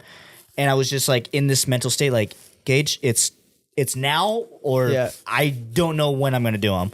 And it genuinely was such an amazing experience. It took about 45 minutes for them to kick in for me. And then and then I was like, okay, I'm definitely starting to feel something. I wasn't at the peak of my trip yet. And I was starting to feel it, and my cousin had to take his girlfriend home, and he was like, you want to come with us? Because in Vegas, you can ride in the bed of your truck. It's legal. So he had to take his girlfriend home, and he let me lay in the bed of his truck while driving. And that's at night? Yeah, it was at night. And that's when the trip really started to hit, and, just the street lights were just streaking above me and were like leaving this just gorgeous iridescent trail of light, like behind every light. It was all connected. Like there was no gaps. It was from light to light to light. And it was just this like elongated streak that just kept coming. And it was so gorgeous. I'd never seen anything like it. And after that, we went back to the house and it really started to kick in. Like really started to kick in. I was like, holy shit, I am tripping balls right now. So I went outside and I laid in their backyard on the concrete for 4.5 hours. But it felt like 20 minutes. Yeah. And I was staring at this street light over their wall that was just like crested above their wall. And it was illuminating this incredible ball of light from the street light. And I swear to God, there was like this such faint silhouette of like a figure in the middle of this light. And it was like, it would pulse like very, very lightly. Like you could tell it was like flickering or something. And it was just the most vibrant blues and pinks and purples and just every color that you could imagine. And I laid out there for 4 hours, fixated just on this street light, like laying on the ground, just like staring at it for hours. And then I like snapped out of it and it was just like, thank you, thank you for showing me whatever you wanted to show me. Whatever that meant. Yeah, whatever that meant. Thank you. I'm going to leave now. Went back inside, had a bowl of Lucky Charms, and then the marshmallows were moving inside of the Lucky Charms.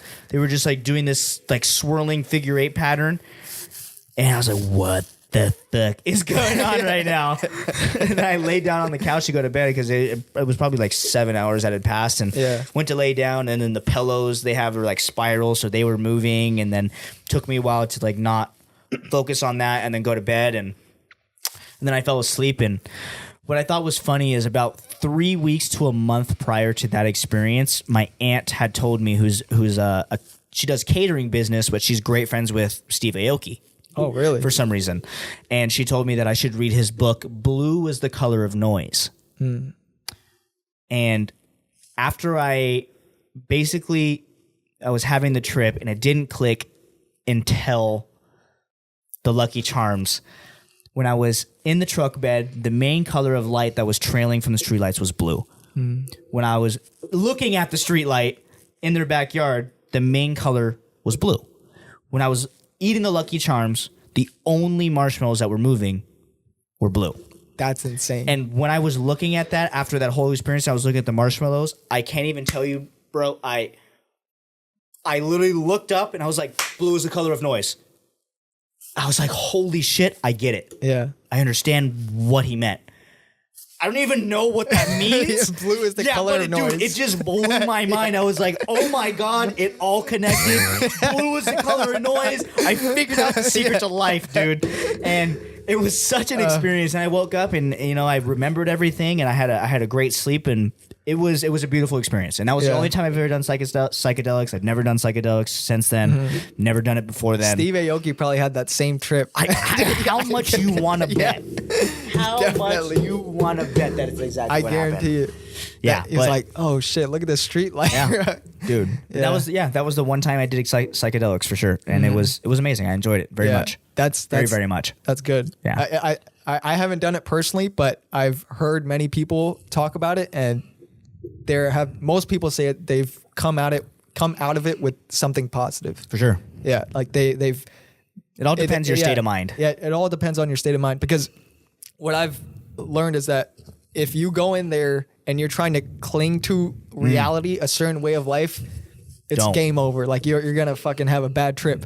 But if you let go and just experience what it is, like it's okay to sit on the ground for 4 hours. Yep. Like if that's what's gonna happen, that's what's gonna happen. You gotta let go of that. Exactly. Then you'll bring something out of that trip. Yeah. Couldn't agree more. And I was in that exact headspace, and that's why I did it. Yeah. And I just feel like it was meant to be. Everything lined up to happen at that moment. Yeah. And it was a beautiful, beautiful experience for sure. Yeah. That's why I think reality is perspective, because if we imagine that was the reality. Like if you were always on a trip, that means you're seeing that version of reality, and this would be foreign. Yeah, this would seem like what the hell is going on?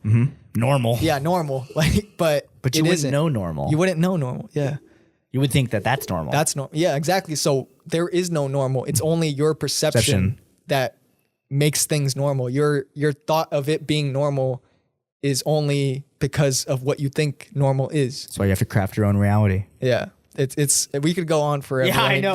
We're going on to like deep waters here. Deep waters. I know. I'm like, I wonder if Zeke's home, because my poor fucking dog is probably like, Dad, where the fuck are you at?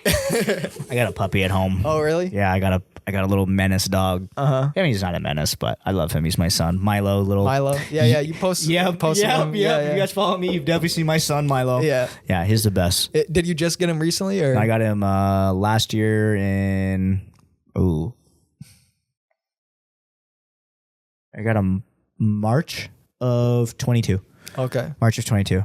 So he's like a year and 3 months, because his birthday is December 22nd. So this was a year. And yeah. That's good. Yeah. No, I love him. Yeah. He's the best. I hate him, but I love amazing. him. Yeah. They're like children. So if any of you think about getting a dog and you've never had a dog, think twice. Think Twice. Yeah. I'm telling you from experience. I mean, it's a responsibility for sure. It's an incredible responsibility. Yeah, like you got to take care of this life. It's a child. It's basically a child for the first 2 years. The only difference is a child you can't lock in the garage or put in a cage when you're gone. Yeah. But just Other think, than a that. child pees and shits in the same place in a diaper. A dog will do that wherever they want to. A baby does not chew Until your they're trained, shoes or chew your clothes. A dog does. And you don't have to walk a baby multiple times a day. Like, it's a huge commitment. It really is a commitment for sure. Definitely. But I wanted one. I got a house. I was like, I have a space. I have my own thing, You're like, it's worth it's like, it. it's time. It's I'm worth going to it. get a dog. Yeah, that's good for you though. But man, this was a fun conversation. No, dude, this man. was great. I'm This so was glad that I came amazing. back. Yeah. Thank you so much for the scotch, dude. The scotch was delicious to drink on here. This was such a nice gesture. I so much enjoyed this, dude. Dude, I really enjoyed it. I think the scotch helped. Like we just went into it this always flow. does. It always Like, loosens up loosens things. it up. And for sure, dude. Yeah, No. man, this was really amazing, and I'm glad we got to do this, and hopefully we do it again. For sure. Hey, I'm always around. I'm gonna get you on my show, dude. Yeah, for sure. Absolutely. And to everybody watching, listening, I hope you enjoyed it as well. Yes. And I'll put like your Instagram and everything in the Sweet. description. But yeah, have a wonderful day. Peace. Peace, guys. Thank you.